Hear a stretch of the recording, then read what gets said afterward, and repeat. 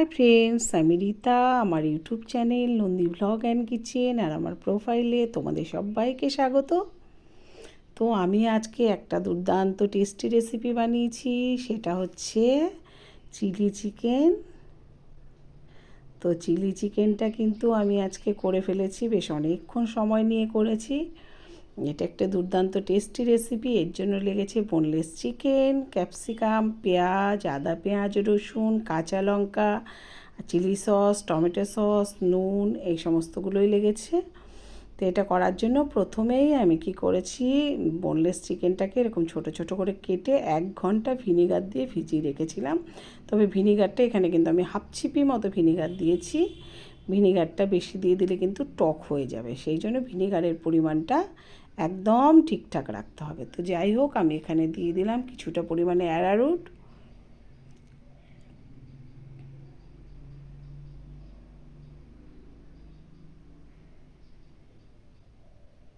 আর এখানে আমি দিলাম একটা ডিম। একটা ডিম নয়, আমি এখানে 2টো ডিম দেব। 2টো ডিম দিয়ে দিলাম।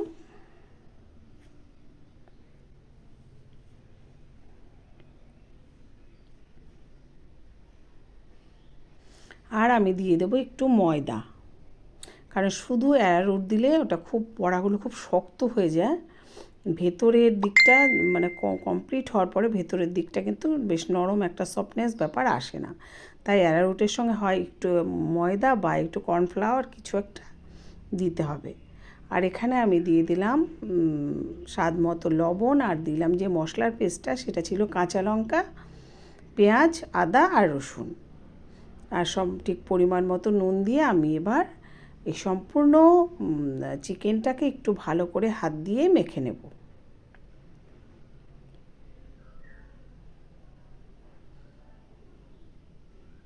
এই যে পকোড়াগুলো আমি এখন ভাজবো, এই পকোড়াগুলো কিন্তু খেতে খুবই টেস্টি হয়, যেটাকে চিকেন পকোড়া আমরা বলি।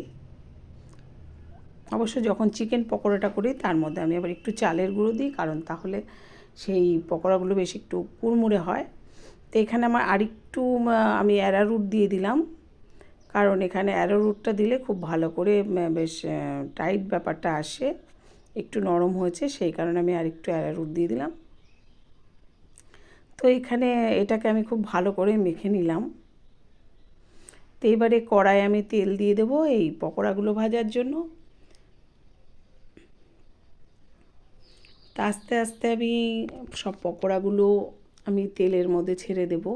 তবে এখানে একটা কথা, যখন এই পকোড়াগুলো আমি তেলে দেব তখন কিন্তু গ্যাসটাকে একটু কমেই রাখতে হবে, নইলে কী হবে, এই পকোড়ার প্রথম যে পকোড়াগুলো আমি ছাড়ছি সেগুলো পুড়ে যাবে বা ভাজাটা বেশি হয়ে যাবে, আর পাশেরগুলো তখন হবে না। ওই জন্য গ্যাসটা কমিয়ে নিয়ে ছাড়লে আস্তে আস্তে পকোড়াগুলো হলে ভাজাটাও ভালো হয় আর ভেতরটাও সুন্দর ফুসফুসে হয়।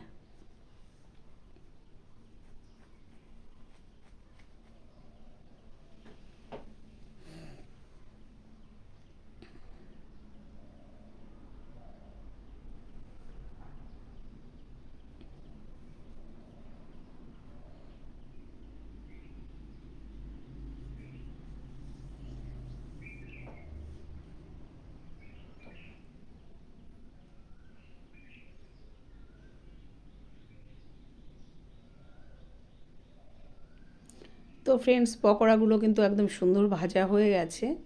তা একটা পাত্রে আমি এখন এই সব পকোড়াগুলোকে তুলে নেব।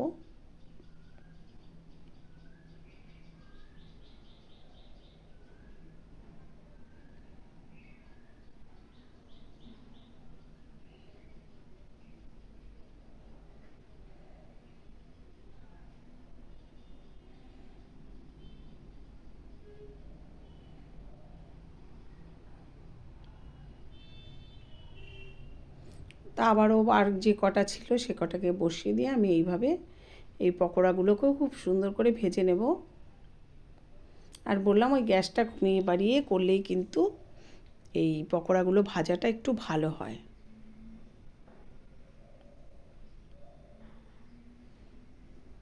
তো এই পকোড়াগুলোও কিন্তু সম্পূর্ণ ভেজে আমি একটা পাত্রে তুলে নেব। তারপরে ওই তেলের মধ্যেই আমি যে ক্যাপসিকামগুলো কেটে রেখেছিলাম সেই ক্যাপসিকামগুলোকে খুব হালকা করে ভেজে তুলে নেব, একদম সম্পূর্ণ ভাজা করব না।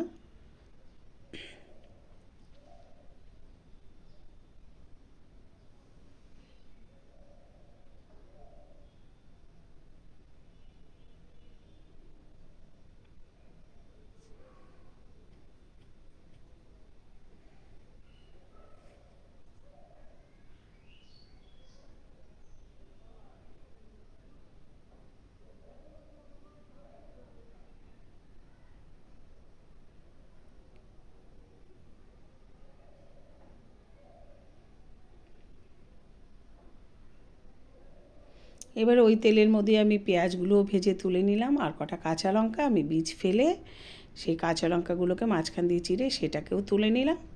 এবারে এই তেলের মধ্যে আমি একটা পেঁয়াজ একদম পাতলা পাতলা করে কেটে ছোট ছোট করে কেটে পেঁয়াজটাকে দিয়ে দিলাম একটু ভেজে নেবার জন্য। তো পেঁয়াজটা কিন্তু ভাজা হয়ে গেছে। এখন এর মধ্যে আমি দিয়ে দেবো একটা টমেটো কুচি। এই টমেটোটাকেও আমি সুন্দর করে ভেজে নেব এই তেলের মধ্যেই।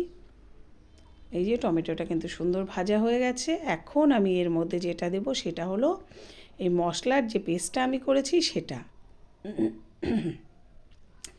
এখানে যে মশলাগুলো আছে সেটা হচ্ছে আদা, পেঁয়াজ, রসুন আর অবশ্যই লাল কাঁচা লঙ্কা আছে, সেটা আমি এখানে দিয়ে দিলাম।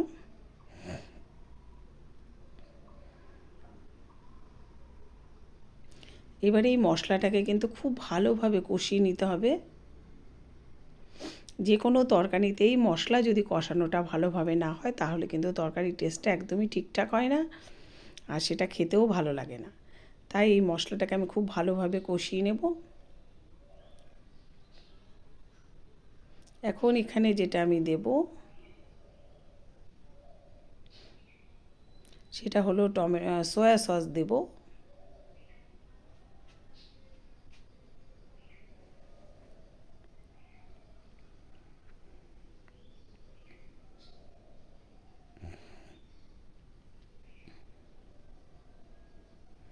আর দিলাম কিছুটা পরিমাণে টমেটো সস।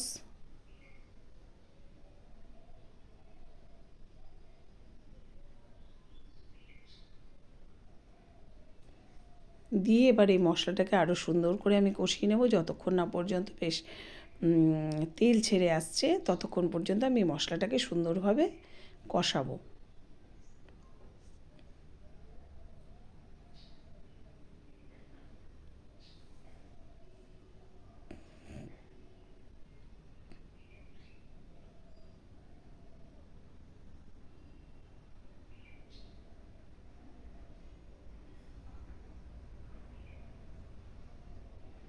তো মশলাটা কিন্তু কষানো হয়ে গেছে। এখন আমি দিয়ে দিলাম পরিমাণ মতো জল। জলটা আমি ততটাই দেব যতটা যেরকম পরিমাণে আমি বড়া করব, কারণ সবগুলো বড়া এর মধ্যে ভিজতে হবে, সেই হিসেবেই জলটা দিতে হবে। আর জলটা দিয়ে এবারে কিছুক্ষণ আমি খুব ভালো করে ফুটিয়ে নেব।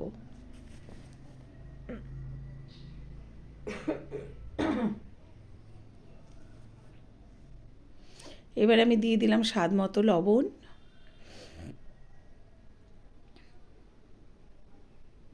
এই যে ঝোলটা কিন্তু খুব সুন্দর ভালোভাবে ফুটে গেছে।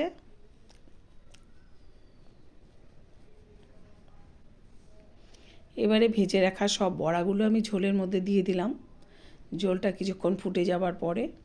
এবার আবারও আমি কিছুক্ষণ ফুটিয়ে নেব এই বড়াগুলো দিয়ে। তারপরে আমি এর মধ্যে দিয়ে দিলাম ক্যাপসিকাম আর পেঁয়াজ দিয়ে, তারপরে আমি দিয়ে দিচ্ছি সস, যেটা আছে হচ্ছে টমেটোর সস আর সয়া সস, দুটো সসই আমি এর মধ্যে দিয়ে দিলাম। আর দিয়ে দিলাম কিছুটা পরিমাণে অ্যারারুট গুলিয়ে আমি দিলাম।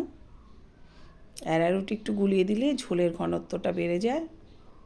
এই যে এখানে আমি টমেটো সসটা দিলাম আর এখন দিয়ে দিচ্ছি সয়া সসটা।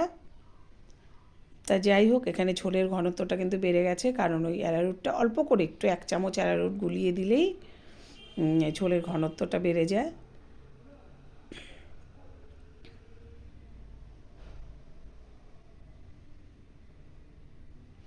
এবারও আবার কিছুক্ষণ আমি একটু ফুটিয়ে নেব ঝোলটাকে ভালো করে।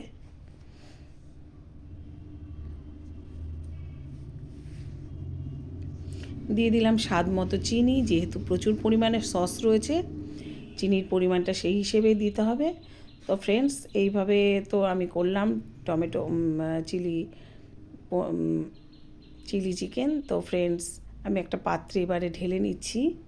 তবে অবশ্যই এই রেসিপিটা কিন্তু রুটি, লুচি, লাচ্ছা পরোটা বা নান এসবের সঙ্গে খেতেই বেশি ভালো লাগে, ভাত দিয়ে অতটা ভালো লাগে না। এবার যে ভালোবাসে সে অবশ্যই খেতে পারে, যার যেটা ভালো লাগে সেটা বলার কিছু নেই। তো ফ্রেন্ডস, আমার এই ভিডিওটা তোমাদের কেমন লাগলো অবশ্যই তোমরা আমাকে কমেন্ট করে জানাবে। আর ভিডিওটা যদি তোমাদের ভালো লাগে, যদি তোমাদের মন হয় তোমাদের কাছের মানুষদের কাছে, নিশ্চয়ই তোমরা শেয়ার করবে আর অবশ্যই লাইক করবে, কমেন্ট করবে।